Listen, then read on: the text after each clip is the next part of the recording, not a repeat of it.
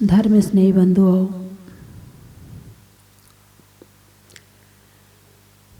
अनंत इच्छाओं के जाल में फंसा हुआ ये संसारी प्राणी दुखों का उपार्जन करता है। कल चर्चा हुई थी कि संसार में दुख का कारण कुछ और नहीं, इच्छाएं, आकांक्षाएं और अपेक्षाएं हैं। जहाँ इच्छाएं, आकांक्षाएं और अपेक्षाएं ना हो, वहाँ जो जहाँ रह रहा है वहीं स्वर्ग आ जाएगा, और स्वर्ग तो क्या, मोक्ष ही आ जाएगा। वो मोक्ष तो बाद में मिलेगा, लेकिन सुख और शांति यहीं आ जाएगी। तो दुख का कारण इच्छाएं हैं। जैसे सागर की लहरें अनंत काल से सागर में उठती हैं और समाप्त हो रही हैं, मगर आज तक लहरें उठ रही हैं। एक लहर आती है, वो ख़त्म होती है, दूसरी तैयार है, वो ख़त्म होती है, तीसरी तैयार है।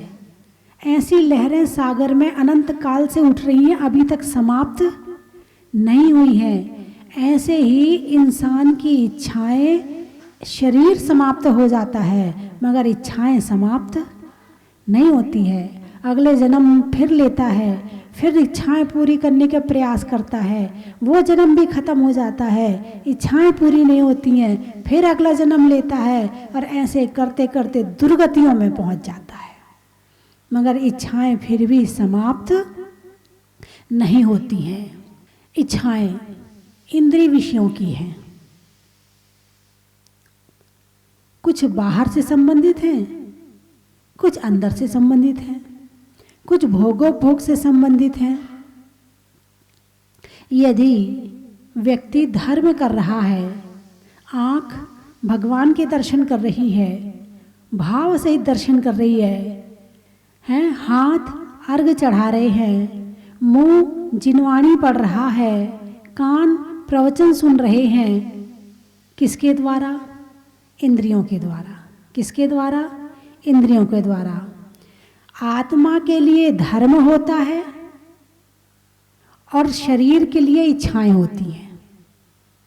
यदि शरीर, आँखें, नाक, कान धर्म कर रहे हैं तो ये आत्मा का काम कर रहे हैं, और यदि बाहर की इच्छाएं पूरी कर रहे हैं शरीर की, तो आत्मा इनका काम कर रही है।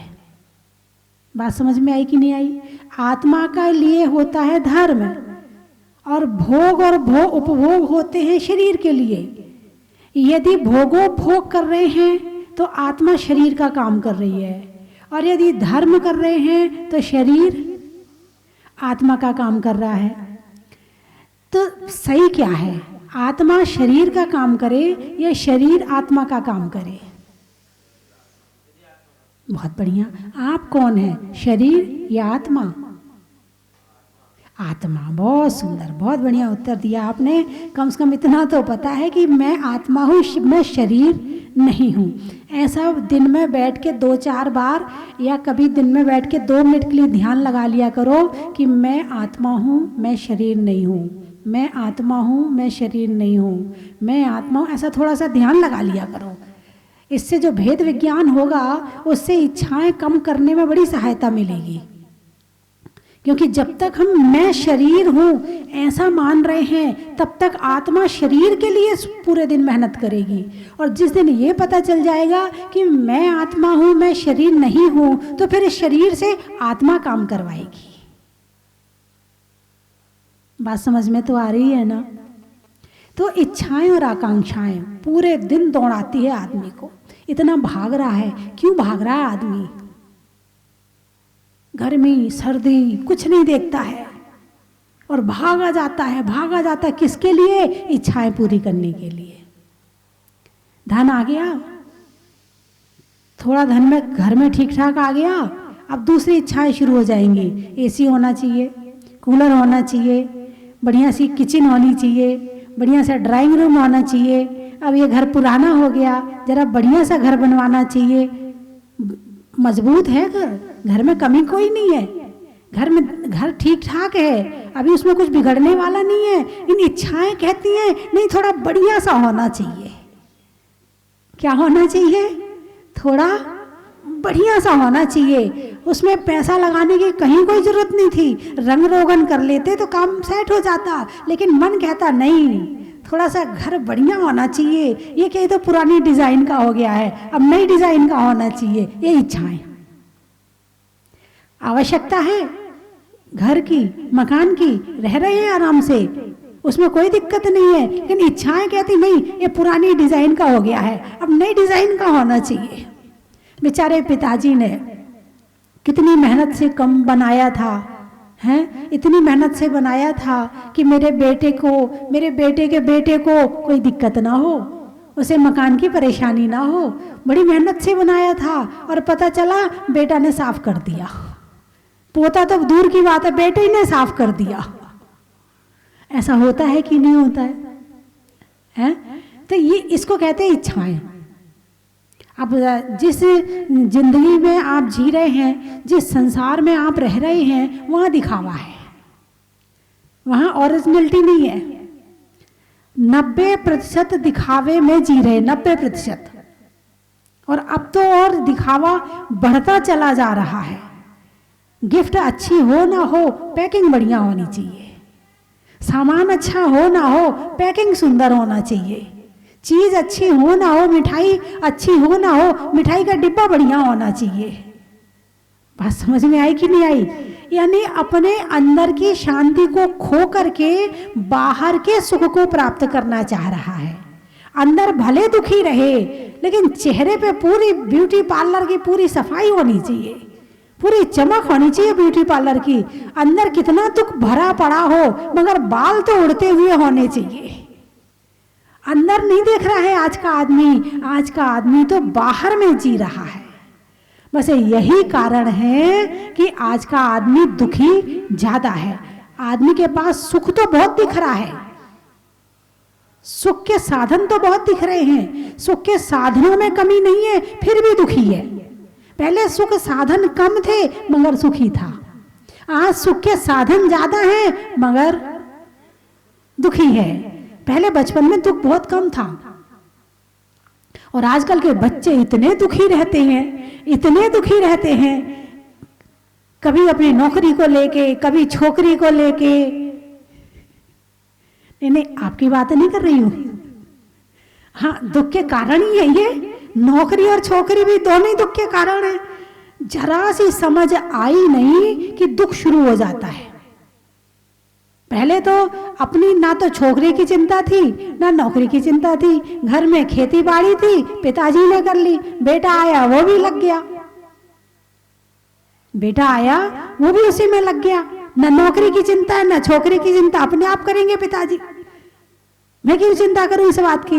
अब आज के बच्चे दोनों चीज की चिंता खुद ही करते हैं, नौकरी की चिंता भी खुद ही करते हैं, और अरे बोलिए ना, छोकरी की भी चिंता खुद ही करते हैं। पिताजी भी सोचते चल टेंशन खत्म हुई, अपनी पसंद की लाएगा, कम से कम मेरे पे दोष तो नहीं देगा कि ये तुमने ऐसी लाके रख दी, वो ऐसा नहीं करती, वो ऐसा नहीं करती, अपने आप खुद ही कर।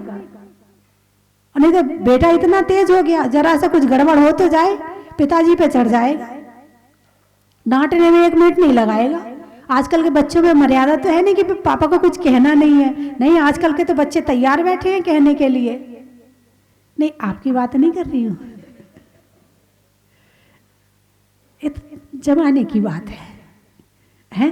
तो जरा सी समझदारी आई नहीं कि इच्छाएं और आकांक्षाएं शुरू हो जाती हैं, और उन इच्छाओं आकांक्षाओं को पूरी करने के लिए धन और पैसे की टेंशन शुरू हो जाती है, और धन और पैसे की टेंशन लेकर के वो बचपन खत्म कर देता है। जो टेंशन रहित जिंदगी, जो सुख और शांति की जिंदगी पहले थी, वो सुख और शांति की जिंदगी आज नहीं है। सुख के साधन तो हैं मगर शांति नहीं है, बताओ क्या कमी है आपके पास में? किसके पास में आज क्या कमी? आज रिक्शा वाला है, वो भी एंड्रॉइड मोबाइल चला रहा है, वो भी देख के बढ़िया पिक्चर देखता, उसके पास भी सुख के साधन, तुम्हारे पास भी सुख के साधन, क्या अंतर दोनों में? तो वो भी मोबाइल देख के सो जाता है, तुम भी मोबाइल देख के सो जाते हो। वो अपने रिक्शे में सो जाते हैं और तुम अपने गद्दे में सो जाते हो। सोने की क्रिया तो एक सी है ना। लेकिन इसके बाद भी सब कुछ एसी में रह करके दिमाग गर्म है। रहते किसमें हैं? एसी में। और दिमाग कैसा है? गर्म है। और पहले के लोग रहते थे गर्मी में और दिमाग कैसा रहता था?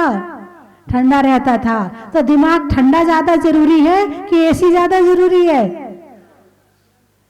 दिमाग की ठंडक से शांति सुख मिलेगा या फिर एसी से सुख शांति मिलेगी? अरे बोलिए ना। हैं? बाहर की कितनी इच्छाओं का सामान इकट्ठा कर लेना, पूरा बाजार इकट्ठा कर लेना, मगर शांति जब भी मिलेगी वो आत्मा में मिलेगी, मन में मिलेगी और इनके बिना मिलेगी। मुनिराज जंगल चले जाते हैं।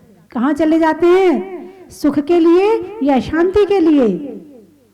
घर छोड़ दिया, महल छोड़ दिया, मकान छोड़ दिए, कपड़े छोड़ दिए, वस्त्राभूषण छोड़ दिए और जंगल चले गए। तो सुख के लिए गए हैं या शांति के लिए गए हैं? शांति के लिए गए हैं। तो शांति ज्यादा जरूरी है कि सुख ज्यादा जरूरी है? अरे बोलिए ना। ना, आपको तो सुख ज्यादा जरूरी है। अभी एक सुख में कमी आ तो जाए, सबकी शांति भंग कर दोगे, सारे घर वालों की शांति भंग कर दोगे। एक घर का छोटा बच्चा, उसे तुम मोबाइल ना दो, तुम्हारी शांति भंग कर देगा। उसे खिलौने ना दो, तुम्हारे सुख और शांति दोनों भंग कर देगा। घर में एक की इच्छा पूर्ति ना हो, वो सबकी सुख शांति भंग कर देता है। और जबकि शांति इनके नहीं रहने पे मिलती है। जितनी जितनी इच्छाओं से दूर, जितने जितने संसार से दूर, जितने जितने परिग्रह से दूर, जितने जितने साधनों से दूर, उतनी शांति। और इनको इकट्ठा करने में शांति भंग हो जाती है। बोलिए होती है कि नहीं होती है? अब मुनिराज शांति से जंगल में बैठे, शरीर में भले गर्मी लग रही है मगर दिमाग ठंडा है। स्वाध्याय कर रहे हैं आराम से बैठ के कर्म कांड पढ़ रहे हैं, जीव कांड पढ़ रहे हैं, लब्धि सार पढ़ रहे हैं, छपड़ा सार पढ़ रहे हैं, आराम से बैठ के पढ़ रहे, कोई आकुलता नहीं। और यहाँ तो एसी में भी बैठे हैं तो भी आकुलता है, तो भी शांति नहीं है, तो भी कहीं ना कहीं कोई लड़ने आ जाएगा, भिड़ने आ जाएगा, कोई अपने आप कुछ कहने आ जाएगा, लो हो गई, एसी में बैठ के भी शांति भंग हो गई। और वो जंगल में बैठे और आराम से शांति है उनके पास में। तो इच्छाओं के बीच में शांति है या इच्छाओं को छोड़ने में शांति है? अब बताइए मुझे। छोड़ने में शांति है, इच्छाओं को छोड़ने में शांति। जितनी जितनी इच्छाएं कम, उतना उतना सुख बढ़ता जाएगा, और जितनी जितनी इच्छाएं ज्यादा, उतना उतना दुख बढ़ता जाएगा। सुख की परिभाषा समझ में आई? अरे बोलिए ना, आई कि नहीं आई? सुख की परिभाषा क्या है? इच्छाओं का कम होना सुख और शांति दोनों है, और इच्छाओं का बढ़ना सुख और शांति दोनों खत्म है, दोनों खत्म है। जब तक इच्छाओं की पूर्ति करते हैं तब तक सुख चला जाता है। जब चने थे तब दांत नहीं, और जब दांत आए तो जब चने मिले तो दांत चले गए। जब चने मिले, पहले कहा जाता था कि जब दांत थे तब चने नहीं थे, और जब चने मिले तो दांत चले गए। अब कैसे खाए हैं? जब सुख की इच्छा होती है तब सुख नहीं होता है, जब सुख होता है तब भोगने की शक्ति नहीं होती है, तब भोगने की शक्ति खत्म हो जाती है। जब तक घर में खाने को नहीं था तब तक शरीर बढ़िया था, जब खाने को मिला तो खाने की क्षमता खत्म हो गई। तो कहने का अभिप्राय मेरा ये है कि जितनी जितनी इच्छाएं करोगे दुख उतना होगा, और जितनी इच्छाएं कम होंगी सुख उतना होगा, शांति उतनी ज्यादा होगी। अब इच्छाएं कम करने का कल मैंने बताया था कि भोजन से इच्छाएं कम करना शुरू करो, थोड़ा त्याग करना शुरू करो। कभी घी नहीं खाना, कभी दूध नहीं खाना, कभी मीठा नहीं, कभी ये नहीं, कभी वो नहीं, थोड़ा थोड़ा छोड़ के खाना शुरू करो तो मन में शांति आनी शुरू होगी। हाँ, आज मैंने त्याग किया है, एक शांति तो ये आएगी। और दूसरी शांति, कभी वो चीज यदि आपको नहीं मिलती है तो आपको कष्ट नहीं होगा। यदि बिना नमक का खाने की आदत है और आप कहीं गए और आपको बिना नमक का मिल गया तो आप शांति से खा लोगे, कोई बात नहीं, मेरी तो आदत है खाने की।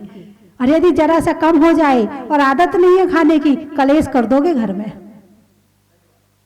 तो इसीलिए इंसान को हर तरह की जिंदगी जीना आना चाहिए, सबके बिना जीना आना चाहिए। क्या? सबके बिना। परिवार है, ठीक है, बहुत अच्छी बात है। कई बार नहीं है, बहुत अच्छी बात है तो भी बहुत अच्छी बात है, और नहीं है तो भी बहुत अच्छी बात है।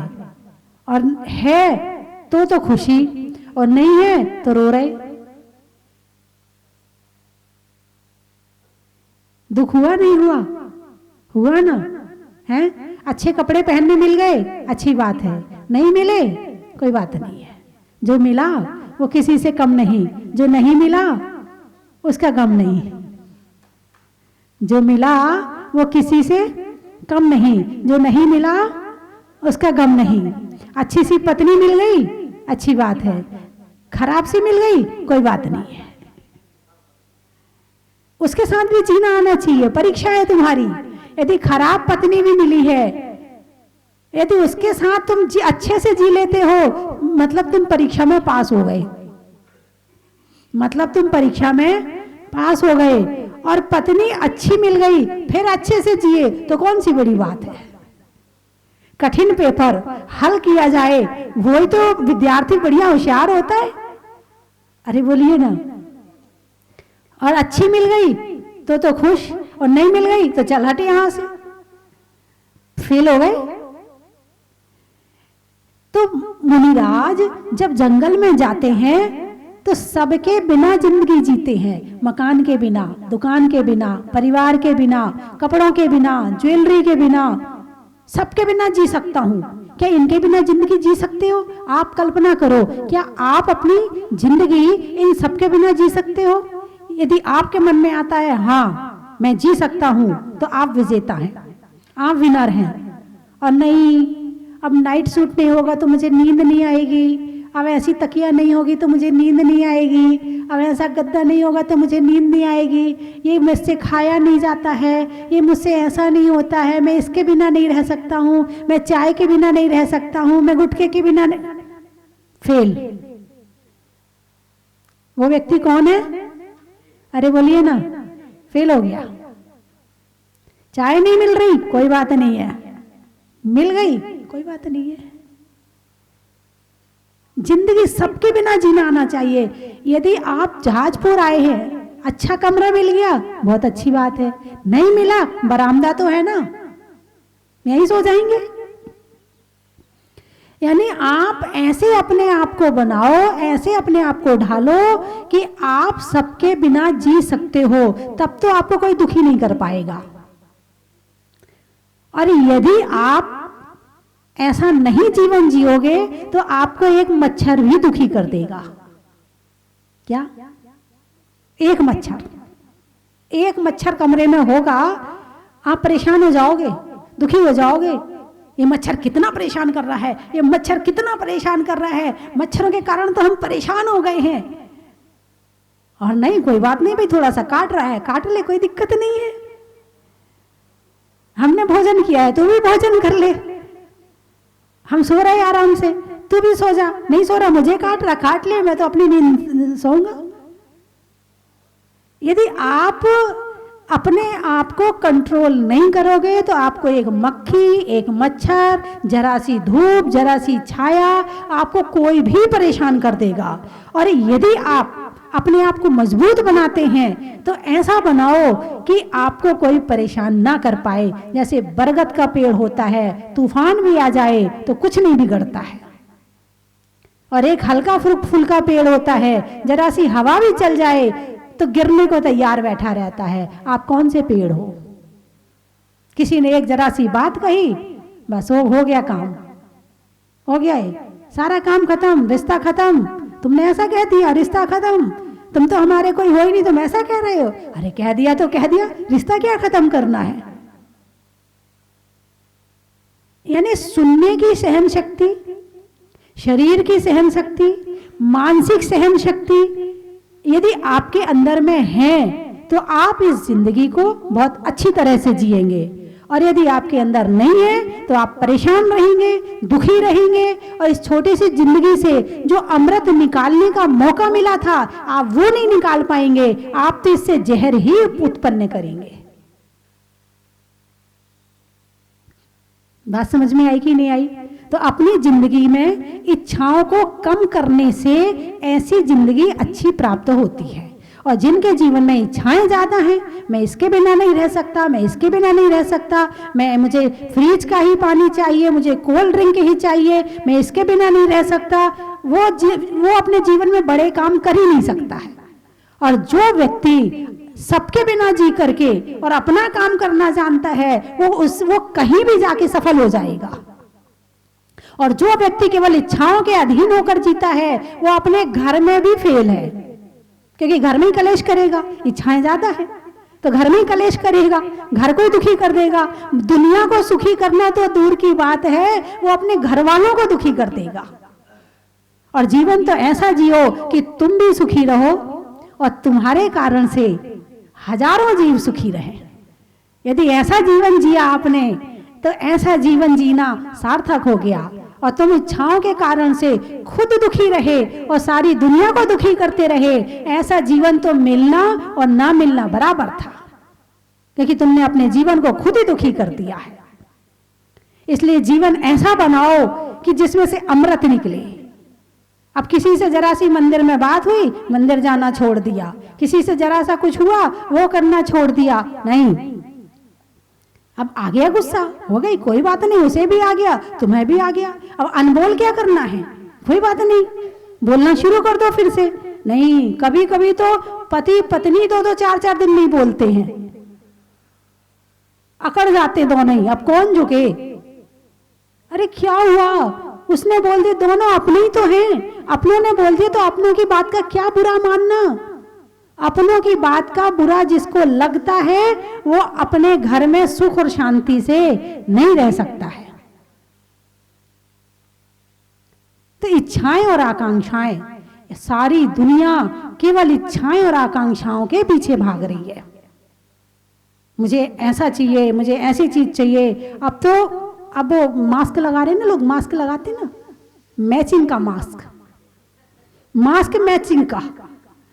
जिस कलर की साड़ी उस कलर का मास्क, जिस कलर की शर्ट उस कलर का। अच्छा नहीं लगेगा ना, लोग क्या कहेंगे, अल्ले लोग क्या कहेंगे। इसके दिखाने के लिए कितनी मेहनत करता है, कितनी मेहनत करता है, मास्क भी उसी कलर का पहनता है। यानी केवल दिखावे की जिंदगी जी जा रही है, अपनी आत्मा की शांति के लिए कोई नहीं जी रहा है। अपनी आत्मा की शांति के लिए कितने काम करते हो और दिन भर में दिखावे के लिए कितने काम करते हो, लिस्ट तैयार करो सुबह से शाम तक में कि आपने आत्मा की शांति के लिए, अपनी मन की शांति के लिए कितने काम किए हैं और दिखावे के लिए कितने काम किए हैं। दिखावे के लिए अपनी आत्मा को अशांत कर देते हैं, मगर दिखावा पूरा होना चाहिए। बोलिए ऐसा है कि नहीं है? यानी कि अब कपड़ों का जरा ज्यादा जमाना आ गया है। बहुरूपिया, बहुरूपिया पता किसे कहते? जो तरह तरह के रूप बदलता है। तरह तरह के रूप बदलने वाले को क्या कहते हैं? बहुरूपिया बोलते ना। वो अनेक रूप बना करके खेल दिखाता है, कभी इसका रूप बना लेगा, कभी उसका रूप बना लेगा।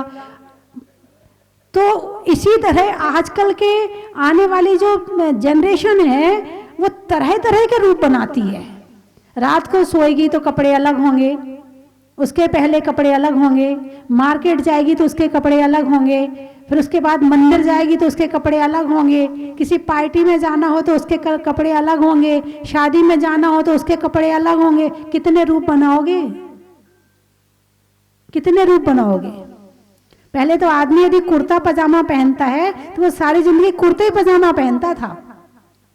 पहले धोती कुर्ता पहनता था तो वो सारी जिंदगी धोती कुर्ता पहनता था, दूर से समझ में आता था कि वो आ रहा है। अब तुम समझ के बताओ, सुबह कुछ पहन रहा है, शाम को कुछ पहन रहा है, वो समझ में ही नहीं आएगा है कौन। और ऊपर से मुंह और ढक लिया। पहले तो घूंघट होता था मर्यादा के लिए, घूंघट होता था मर्यादा के लिए। अब मुंह छुपाते हैं। मुंह छुपाने की जरूरत किसको पड़ती है? अरे बोलिए ना, जो गलत काम करते हैं उन्हें मुंह छुपा करके जाना पड़ता है। मुंह छुपा कर बैठ लो, यदि बाजू से उनके माता पिता भी निकल जाएं तो पता ना चले। लेकिन आज अपनी इच्छा और आकांक्षाओं को पूरी करने के लिए इंसान माता पिता को भी धोखा दे रहा है। जाता कहीं है और बताता कहीं है। किसके लिए? अपनी इच्छा आकांक्षा की पूर्ति के लिए। पिताजी मना कर देंगे। घर में यदि सास है और बहू को यदि उसके हिसाब के कपड़े पहनने नहीं मिल रहे हैं तो पति से कहेगी अलग चलो, अलग मकान में रहो। क्यों? मुझे नहीं तुम्हारी मम्मी के साथ में रहना है, तुमसे शादी करी तुम्हारी मम्मी से थोड़ी करी है। ऐसे ऐसे शब्द बोलती हैं कि जितने रिश्ते प्रेम के होते हैं सबको खत्म कर देती है। और फिर वो घर से अलग हो जाती। यदि बहू सास से अलग हो रही है तो किसके लिए? इच्छा और आकांक्षा की पूर्ति के लिए। और इच्छा आकांक्षा नहीं रहेंगी तो 100 जने इकट्ठे रह ले, कहीं कोई दिक्कत नहीं है। 100 जने को इकट्ठे एक साथ रख दो, क्योंकि इच्छा आकांक्षा नहीं, सब अपने अपने में है। किसी को दिखाना नहीं, किसी को कुछ करना नहीं, तो आराम से रह रहे हैं। तो बंधुओं, वर्तमान समय में इच्छाओं का बाजार घर में उठ के आ गया है। अब घर में कितनी सामग्री आवश्यकता की कम होगी और इच्छाओं की ज्यादा होगी। महिलाओं के पास जो सामग्री है उसमें आवश्यकता की ज्यादा है या इच्छाओं की ज्यादा है? इच्छाओं की ज्यादा है। भाइयों के पास तो फिर भी कपड़े कम मिल जाएंगे। मान लो सूट और बूट पहनना कितने बनवाए, ठीक है 5 जोड़ी 10 जोड़ी। और महिलाओं के किसकी निशानी है ये? इच्छाओं की। जितना हम इच्छा और आकांक्षा में खर्च करते हैं इतना यदि धर्म की प्रभावना में लगा दें तो दुनिया में शांति आ जाए। केवल इच्छा और आकांक्षा को छोड़ दें तो सारी दुनिया, सारे विश्व में शांति आ जाए। और ये कोरोना नाम की बीमारी तो रहे ना, बीमारी पैदा होने की जरूरत ना पड़े। लेकिन पंचम काल है, हर इंसान कर्मों का फल, पाप का फल भोगने के लिए पैदा हुआ है। सुख का आभास है, सुख नहीं है, सुखाभास है। बुद्धि ऐसी हो जाती है। फिर भी अभी इतना प्रभावकारी काल नहीं है कि हम धर्म पुरुषार्थ कर ना सकें। अभी है हमारे अंदर क्षमता कि हम अपनी इच्छाओं और आकांक्षाओं को कंट्रोल करके अपने जीवन को, इस लोक को और परलोक को, इस भाव को और अगले अगले भाव को, वर्तमान को और भविष्य को, दोनों को सुखी बना सकते हैं। अभी इतना धर्म कर सकते हैं। अभी इतना काल का प्रभाव नहीं आया है। तो मेरी बात आपकी समझ में आ गई? एक बच्चा, उसके पिताजी घर में बहुत, वो लोग गरीब थे, उसको इतना दुख था अपनी गरीबी का कि वो जंगल चला गया कि मुझे कोई शेर खा जाए, मुझे कोई चीता खा जाए तो मैं वहीं मर जाऊं। वहां एक संत बैठे थे, उन्होंने देखा, अरे भाई क्या हुआ? बोले महाराज बहुत गरीब हूँ, खाने को भी नहीं है घर में। कोई सिद्ध महात्मा संत थे, कोई सिद्ध थे देवता आदि, उन्होंने कहा ला तेरा हाथ दिखा। उन्होंने 1 लिख दिया। बोले अब तू सो के उठेगा ना तो तुझे 1 रुपया रोज मिलेगा, अब तू रोज मेरे पास आया कर। गया, बहुत दिन तक नहीं आया, बहुत दिन बाद आया। क्यों बेटा क्यों नहीं आया? बोले महाराज 1 रुपये में क्या होता है। अच्छा ला दिखा तेरा हाथ, उसके आगे 0 लगा दिया। अब तू उठेगा तुझे रोज 10 रुपये मिल जाएंगे, अब रोज आया कर। अब फिर नहीं आया। अब उसके बाद घर गया, फिर बहुत दिन के बाद लौटा तो महाराज ने पूछा क्यों नहीं आता? महाराज 10 रुपये में क्या होता है, हैं? अब मकान भी ज़रा अच्छा सा बनाना है, बच्चे को अच्छे स्कूल में पढ़ाना है, कपड़े वपड़े भी अच्छे बनवाने हैं, सब चीज़ चाहिए ना, क्या होता है 10 रुपये में? महाराज ने कहा ला तेरा हाथ दिखा। उसके आगे एक जीरो और लगा दिया। अब उसके बाद गया, बोले अब आया कर, वो वापस ही नहीं आया। अब फिर लौट के आया, बोले अब क्यों नहीं आते? बोले महाराज 100 रुपये में क्या होता है, अब दुकान वुकान भी खोलनी है, फैक्ट्री वैक्ट्री भी खोलनी है, यदि कुछ हो जाए तो बढ़िया रहे, तभी तो आऊँगा आपके पास में। अच्छा बेटा दिखा तेरा हाथ, एक जीरो और लगा दिया। अब तुझे 1000 रुपया दिन रोज मिल जाएगा। अब गया, नहीं आया बहुत दिन तक, तो फिर आया वापस, बोले अब क्यों नहीं आता? महाराज, अरे बोलो ना, 1000 रुपये में क्या होता है? तो महाराज ने कहा अच्छा बेटा, 1 रुपये में पेट तो भर गया था, 10 रुपये में स्कूल भी चला गया बच्चा, 100 रुपये में तेरी दुकान भी खुल गई, अब 1000 में कुछ नहीं हो रहा है तुझे, दिखा तेरा हाथ। जो 1000 का था ना उस पर लकीर फेर दी, अब तुझे कुछ नहीं मिलेगा। इंसान की इच्छाएं कभी पूरी नहीं होती हैं, आवश्यकता तो भिखारी की भी पूरी हो जाती। कल भी कहा था कि आवश्यकता तो भिखारी की भी पूरी हो जाती हैं और इच्छाएं तो बादशाहों की भी पूरी नहीं होती हैं। इसलिए इच्छाओं के पीछे ना भागे, आवश्यकता के साथ रह करके अपने जीवन को अच्छा कैसे बन सकता है उस प्रयास को, उस पुरुषार्थ को करें, क्योंकि इस जीवन में पूर्ति तो कभी किसी की होने वाली है ही नहीं है। और जो जिसने जन्म लिया है, अपना दाना अपने साथ लेकर आया है। चिड़िया भी जन्म लेती है तो उसका दाना भी उसके साथ उसके भाग्य में रहता है। जब एक चिड़िया का रहता है तो तुम अपनी चिंता क्यों करते हो और अपने बच्चों की चिंता क्यों करते? पूत सपूत तो काधन संचय और पूत कपूत तो काधन संचय। यदि पुत्र अच्छा होगा तुमसे ज्यादा कमा लेगा और कुपुत्र होगा तो तुमने जो कमाया है सब मिटा देगा। इसलिए अपनी चिंता करो, आने वाली पीढ़ी की चिंता ना करो। ठीक है, समाप्त करूं। भोजन में भात का, तत्वों में सात का, तीर्थंकरों में मुनि सुब्रत नाथ का, पंखा में झलने का, बच्चों में पलने का, भगवान के जमीन से निकलने का, हिंदी में मात्रा का, स्कूल में छात्रा का, आज आपकी जहाजपुर की यात्रा का, गाने में सुर का, नृत्य में नूपुर का, आने वालों में उदयपुर का। और कहाँ से आए हैं? पैंच की बावड़ी, तुम्हारे यहाँ की बावड़ी में पैंच लगा है क्या? अच्छा, बचपन में 12 खड़ी का, भोजन में बड़ी का और आने वालों में पैंच की बावड़ी का बड़ा ही महत्व है। लाडनू, अच्छा, बात में मानू का, नाम में सानू का और आने वालों में लाडनू का बड़ा ही महत्व है। और सवाई माधोपुर, रिश्तों में ससुर का, देवों में असुर का और आने वालों में सवाई माधोपुर का बड़ा ही महत्व है। फूल में कली का, गांव में गली का और आने वालों में देवली का बड़ा ही महत्व है। और कहाँ से आए? स्वस्ति धाम, भीलवाड़ा से भी आए हैं। अच्छा, महिलाओं में कड़ा का, गर्मी में घड़ा का और आने वालों में भीलवाड़ा का बड़ा ही महत्व है। स्वस्ति धाम, वो तुम बताओ, तुम बताओ। वो एक आध तुम लोगों में भी तो होना चाहिए बनाने का टैलेंट। माता जी, फलों में आम का, अच्छा, परेड में थाम का, थाम हाँ, थाम बोलते ना, परेड में थाम का और आने वालों में सस्ती धाम का बड़ा ही महत्व है। देखो बन गया ना, असर तो होता है, ऐसी बात नहीं है। अभी हमारे पास बैठोगे तो जल्दी बनेंगे, बाहर जाके भले ना बने, यहाँ तो बन जाएंगे। और बच्चे कहाँ से आए हैं? देवली से आए, बता दिया देवली का। तो बोलिए 24 भगवान की